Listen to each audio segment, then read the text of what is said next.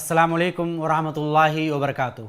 मैं हूं डॉक्टर अब्दुल करीम अलीग और आप देख रहे हैं आई+ टीवी बुलेटिन। आइए हम बात शुरू करते हैं उन ईमानदार पुलिस ऑफिसर से जो इस महामारी में अफवाह फैलाने वाले लोगों और नफ़रत को बढ़ावा देने वाले कट्टरपंथियों के खिलाफ पूरी तरह सरगर्म हैं। हम बात कर रहे हैं हरियाणा के ज़िला यमुनानगर की पुलिस की, जिसने तबलीगी जमात के खिलाफ झूठी पोस्ट करने वाले को गिरफ्तार कर लिया है। यमुनानगर पुलिस ने ट्वीट करते हुए लिखा है कि जिला यमुनानगर में 2 कोरोना संक्रमित तबलीगी के हॉस्पिटल से भागने की झूठी पोस्ट को फेसबुक पर डालने पर आरोपी प्रतीक भारद्वाज गिरफ्तार। एक अहम बात जो हम सबको जानना जरूरी है वो ये कि हम फेक न्यूज़ और नफरत को बढ़ावा देने वाले लोगों और चैनल्स के खिलाफ जागरूक हो जाएं और फेक न्यूज़ और झूठा प्रोपेगेंडा करने वालों के खिलाफ रिपोर्ट करें या उनको ब्लॉक कर दें। अगर आप जागरूक हो गए तो नफरत फैलाने वाले ज़्यादा देर तक सच्चाई का मुकाबला नहीं कर सकेंगे। जैसा कि फेमस बॉलीवुड एक्ट्रेस कंगना रनावत की बहन, जिसका ट्विटर हैंडल हेटफुल ट्वीट से भरा हुआ था, उसके अकाउंट को ट्विटर ने सस्पेंड कर दिया। ऑल इंडिया कांग्रेस कमेटी के नेशनल स्पोक्सपर्सन और साबिक एमपी ने ट्वीट करते हुए लिखा है कि कंगना रनावत की बहन का ट्विटर अकाउंट सस्पेंड, लगातार कर रही थी भड़काऊ ट्वीट। ट्विटर इंडिया ने सही कदम उठाया और सख्त होने की जरूरत है। आइए एक खबर जरा इंडिया के बाहर so called super power country America से लेते हैं। यूएस के हवाई स्टेट में गवर्नमेंट एजेंसी के मुताबिक ऐसे केस बहुत बढ़ गए हैं जिनमें कोविड-19 की महामारी की वजह से परेशान महिला किराएदारों से मकान मालिक ने रेंट के बजाय सेक्स की मांग की। अब आप सोचिए कि खुद को सबसे मुहज्जब सुपर पावर मुल्क मानने वाले मुल्क में लॉकडाउन की वजह से जो गरीबी आई है उसकी वजह से यह हाल है। अगर वहां इंडिया की तरह भुखमरी और गरीबी होती तो क्या हाल होता, अल्लाह खैर करे। इसीलिए कहते हैं कि नाम नेहाद तहजीब की चकाचौंध में सही और असली तहजीब को नहीं भूलना चाहिए। अब आइए बात करते हैं अंजनाम कश्यप जी की इस ट्वीट की। उन्होंने लिखा है और अपने हिसाब से बिल्कुल सही और दुरुस्त बात लिखी है। चीन ने विश्व में जानबूझकर कोरोना फैलाया, वरना इस बात की क्या सफाई है। कोरोना सेंटर वुहान से 23 जनवरी को चीन के अन्य हिस्सों में उड़ानें बंद हुई, लेकिन बाकी विश्व में चीन से उड़ानें जाती रहीं। केवल अमेरिका में 4 लाख से ज्यादा लोग चीन से पहुंचे। संक्रमण सामने आने के बाद यूएस में 6.5 लाख मरीज हैं, जिनमें से 29,000 लोगों की मौत हो चुकी है। चलिए अंजना जी, अब हमारे सवालों का आप जवाब दे दें। भारत में कोरोना डिटेक्ट होने पर गवर्नमेंट ने इस पर क्या एक्शन लिया? लास्ट ऑफ फरवरी में राहुल गांधी ने जब ट्वीट किया तो खुद हेल्थ मिनिस्टर ने उसका मजाक उड़ाया। जब ये सब पता था तो आप जैसी पत्रकार ये बुनियादी सवाल क्यों नहीं उठाते कि जब लाखों लोग अमेरिका में कोरोना पॉजिटिव थे, उस टाइम तो लाखों लोगों के जरिया ट्रंप को भारत दौरे पर बुलाकर अपनी तारीफ कराने की क्या जरूरत थी? गुजरात के स्टेडियम में नमस्ते ट्रंप के नाम पर लाखों लोगों को क्यों जमा किया गया? एयरपोर्ट पर स्क्रीनिंग क्यों नहीं हुई? आखिर आप सरकार से यह सवाल क्यों नहीं पूछती? अब आइए अंत में बात करते हैं एक अहम खबर की।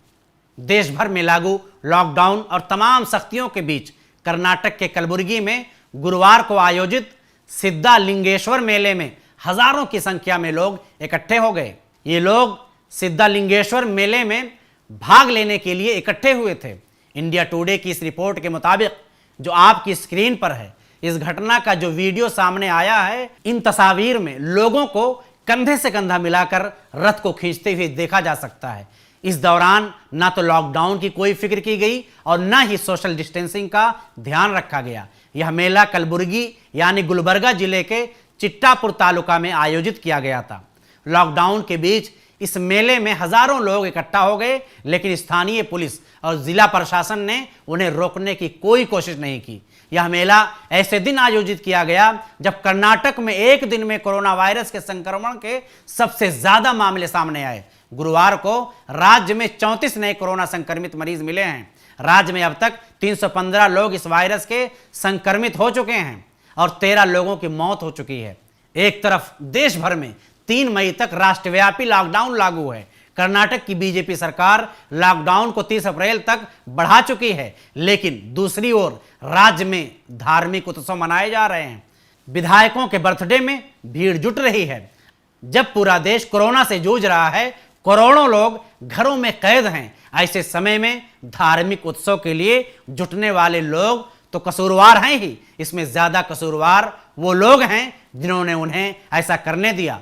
कोरोना वायरस के संक्रमण के इस बेहद कठिन समय में ऐसे उत्सव होने देने के लिए स्थानीय प्रशासन, राज्य सरकार ही जिम्मेदार है, क्योंकि ऐसा नहीं हो सकता किसी कार्यक्रम में हजारों लोग जुट जाएं और प्रशासन को पता ही ना चले।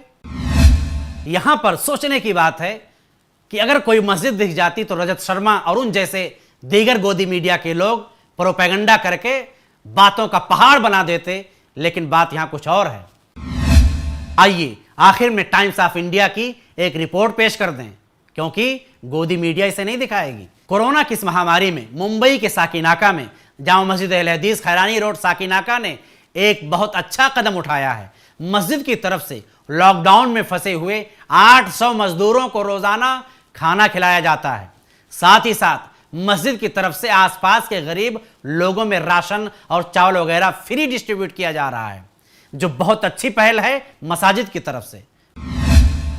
प्रधानमंत्री जी के भाषण की 7 चीजों में आपका साथ, उनमें एक काम गरीब परेशान लोगों को खाना खिलाना और उनकी जरूरियात को पूरा करना भी शामिल है।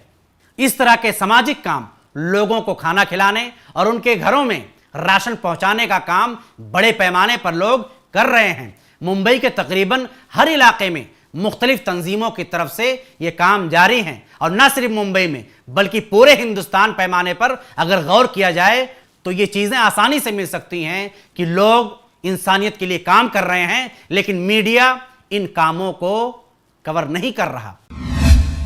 मेन स्ट्रीम मीडिया को इन खबरों को कवर करने की जरूरत है, ताकि यकजहती और भाईचारा को प्रमोट किया जा सके और नफरत का समाज से खात्मा मुमकिन हो। नाजरीन, जैसा कि आप जानते हैं कि हम अपने पिछले एपिसोड के सबसे बेस्ट कमेंट को इस एपिसोड में शाउट आउट करते हैं। सबसे बेस्ट कमेंट जो हमें मिला वो ये है: it's very important practice to take legal action as per our constitutional rights. No bad comment, 1 FIR is enough. नाजरीन, इस कमेंट का खुलासा ये है कि हमें कानूनी कार्रवाई करनी चाहिए।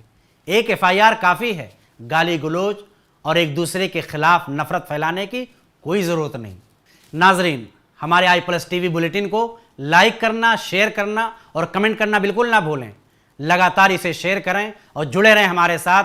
दीजिए हमें इजाज़त। अस्सलामु अलैकुम वरहमतुल्लाहि वबरकातुहू।